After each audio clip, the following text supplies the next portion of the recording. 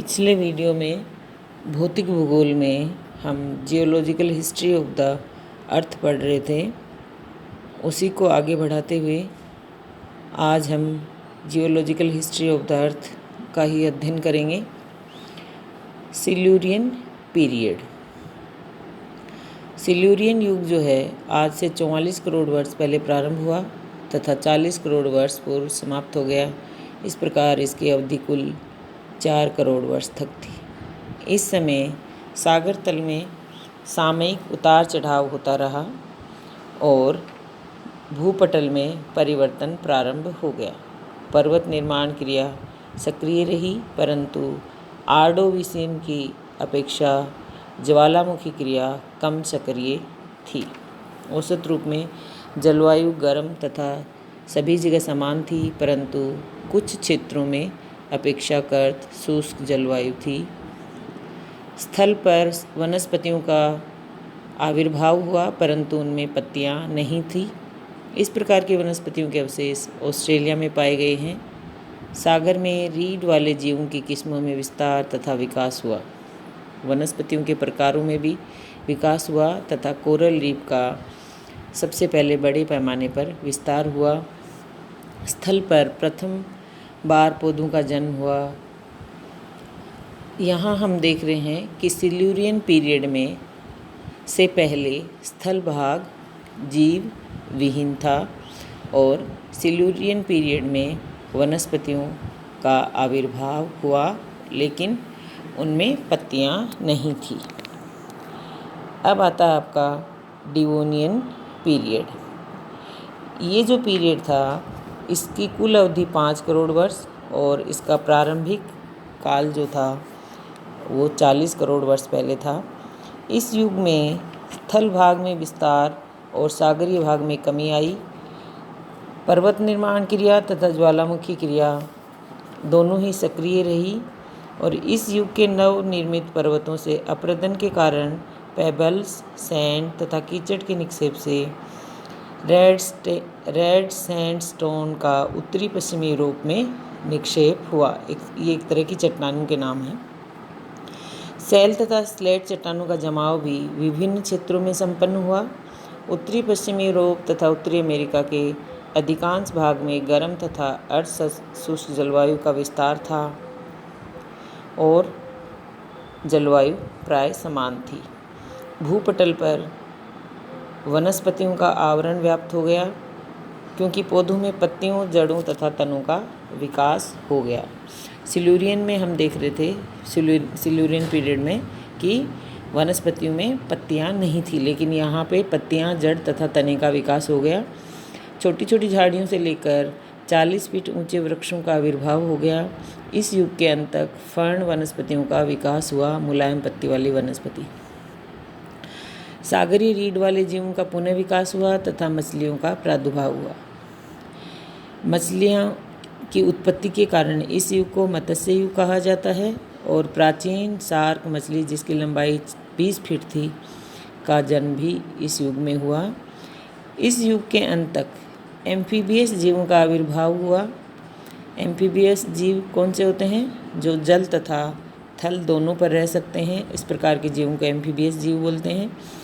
सागरीय रीढ़ वाले जीवों का प्रसरण स्थल की ओर हुआ, क्योंकि इस समय तक उनके भोजन के लिए स्थल पर वनस्पतियों का विकास हो चुका था। इनमें प्रमुख थे माइट, स्पाइडर तथा पंखहीन कीड़े।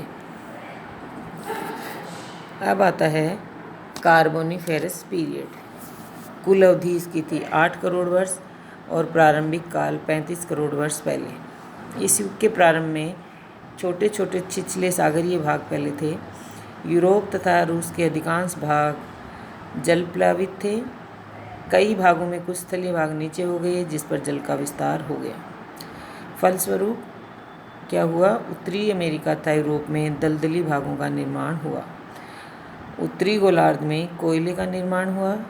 इस युग में अधिकांश समय तक शुष्क जलवायु थी, परंतु कुछ क्षेत्रों में जलवायु उष्णार्ध थी, जिसके कारण वनस्पतियाँ घनी पाई गई।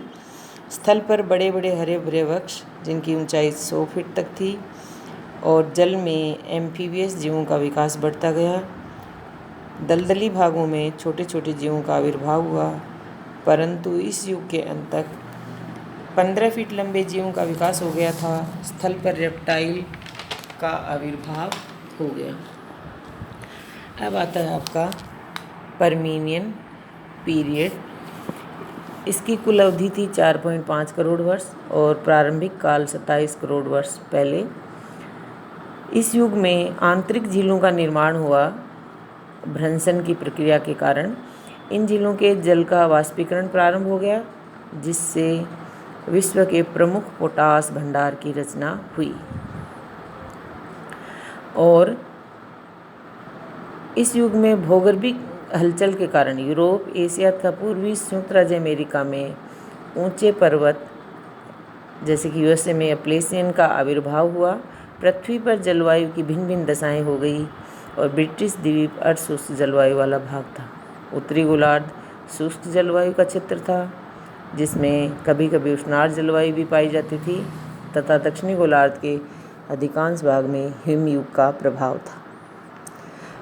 जलवायु में मौसमी परिवर्तन बढ़ता गया जैसे जैसे सदाबहार वृक्षों का अनुपात घटता गया और शुष्क मौसम तथा पालेफ्रोस्ट आदि को सहन करने वाले पतझड़ वृक्षों का आविर्भाव हो गया, यानी शुष्क और ठंडे इस प्रकार के जलवायु को सहन करने वाले जो प्लांट्स पौधे थे उनका आविर्भाव हुआ। जल क्षेत्र में सागरीय जीवों की अधिकता का अनुपात कम हो गया, क्योंकि स्थलीय भागों पर वनस्पति तथा जीवों की संख्या बढ़ने लगी। स्थलीय जीवों की संख्या तथा प्रजातियों में पर्याप्त वृद्धि हुई और स्थल पर कई प्रकार के कीड़ों का आविर्भाव हुआ।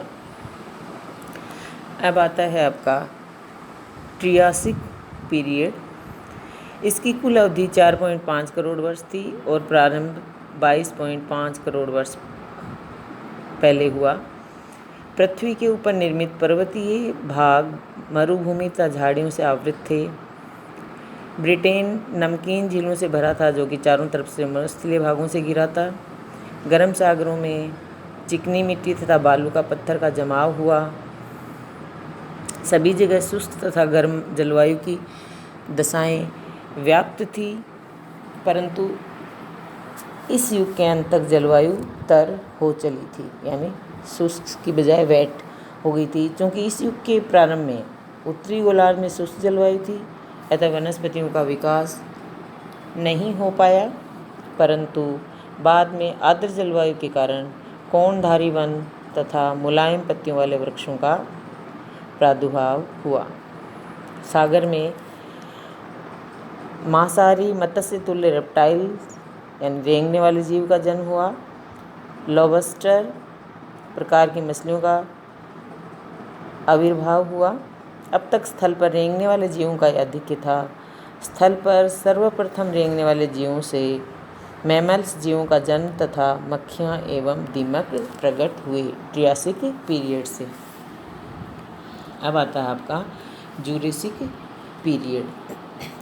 अभी तक अपन ने जितने भी पीरियड पढ़े हैं उसमें आप देख रहे हो कि जैसे जैसे समय बीतता गया है उसी हिसाब से प्लांट्स और जीवों का भी आविर्भाव होता गया। प्रारंभ में पत्तीहीन, फिर पत्तियाँ, जड़े, तने आदि आए। फिर आप देख पा रहे हो पहले मछलियाँ आई, पहले छोटे कीड़े आए, फिर मछलियाँ आई, फिर रेप्टाइल्स आए, फिर आपके जो लोबस्टर हैं वो आए, मक्खियाँ, दीमक आदि प्रकट हुई। मैंने समय के साथ साथ उसमें वृक्षों और जीवों में वृद्धि होती गई।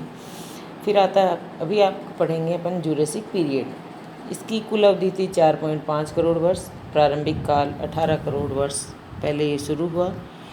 इस युग में पुनः सागरों का विस्तार प्रारंभ हो गया। स्थल का अधिकांश भाग जंगलों तथा दलदली मैदानों से आवृत था, जिसमें झील तथा मिएंडर बनाती हुई नदियाँ वर्तमान नदियाँ थी।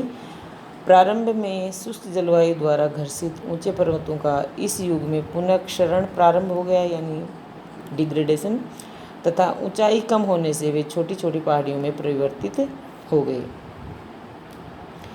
एशिया तथा यूरोप का अधिक भाग तथा ग्रेट ब्रिटेन के आसपास वाला भाग सागरीय जल से प्लावित हो गया।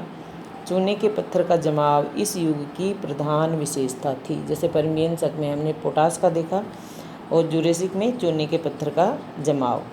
इसका जमाव खासकर फ्रांस, दक्षिण जर्मनी, स्विट्जरलैंड आदि में पाया गया है।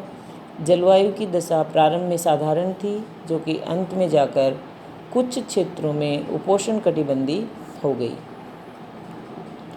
वर्षा की मात्रा भी इतनी पर्याप्त थी कि घनी वनस्पति आसानी से उग सके। वनस्पति के क्षेत्र में कोणधारी वृक्ष, मुलायम पत्ती वाली वनस्पति और फर्न जो थे उनकी प्रमुखता थी। पुष्प वाली वनस्पतियों का आविर्भाव इस युग में सबसे पहले हुआ। कौन से युग में? जुरेसिक पीरियड में। सागर में मगरमच्छ की भांति मुक्त और मछली की भांति धड़ वाले तथा तीव्र तैरने वाले लोबस्टर के समान जीवों का प्रधानता थी। स्थल भाग पर रेप्टाइल के आकार तथा प्रकार में पर्याप्त विस्तार हुआ। कुछ उड़ने वाले पक्षियों का भी उद्भव हुआ जुरेसिक पीरियड में।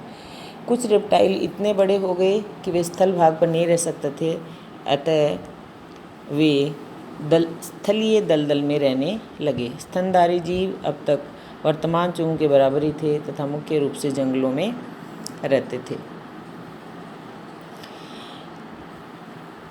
अब आता है आपका क्रीटेशियस पीरियड, जिसकी कुल अवधि 6.5 करोड़ वर्ष थी और प्रारंभिक काल 13.5 करोड़ वर्ष पहले था। सागरीय किनारे वाले स्थलीय भागों पर बड़े बड़े दलदलों का विस्तार था। नदियों के प्रवाहित होने की गति मंद थी और डेल्टा का निर्माण सक्रिय था। खड़िया मिट्टी का जमाव इस युग की सबसे प्रमुख विशेषता है। इस समय के जमाव उत्तरी अमेरिका में उत्तरी पश्चिमी कनाडा, अलास्का तथा मेक्सिको एवं ब्रिटेन के डोवर क्षेत्र में पाए जाते हैं। इस युग में पर्वत निर्माण क्रिया अत्यधिक सक्रिय रही तथा रॉकी, एंडीज, यूरोप महाद्वीप की कई पर्वत श्रेणियाँ और पनामा रिज की उत्पत्ति हुई। इस समय के अंत में क्रीटेशियस पीरियड की बात हो रही है। अंत में भारत के दक्षिणी पठारी भाग पर ज्वालामुखी क्रिया द्वारा लावा का जमाव हुआ। जलवायु के नम होने के कारण वनस्पति का विकास सुदूर उत्तर में ग्रीनलैंड तक था। ऑस्ट्रेलिया का कुछ भाग हिमानी से ढका था। वनस्पति के क्षेत्र में जलवायु में मौसमी परिवर्तन के कारण पतझड़ वाले वृक्षों का विकास हुआ, जिसमें फिग, मैग्नोलिया, पॉपुलर का हम नाम बता सकते हैं। कौन सा? Fig, Magnolia, popular. इसी समय ऐसे पुष्प वाले पौधों का विकास हुआ जिनका संबंध कीड़े मकोड़ों के आवास प्रवास से था। सागरीय क्षेत्र में वर्तमान शार्क तथा हेरिंग के समान मछली का जन्म, रेप्टाइल्स का आधिक्य, बड़े बड़े कछुओं का उद्भव और वर्तमान सागरीय सर्प के समान जीवों का विकास इस युग की मुख्य विशेषता है।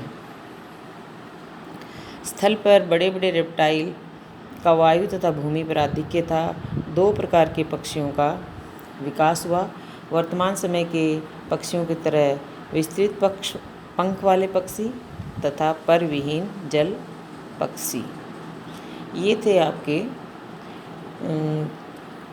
Geological history of the earth को समझाने के लिए कुछ हमने पीरियड्स का जो है अलग अलग समय थे उनका अध्ययन किया, जिसमें हमने क्रीटेशियस पीरियड तक पढ़ा है। इसके आगे का अपन नेक्स्ट वीडियो में अध्ययन करेंगे।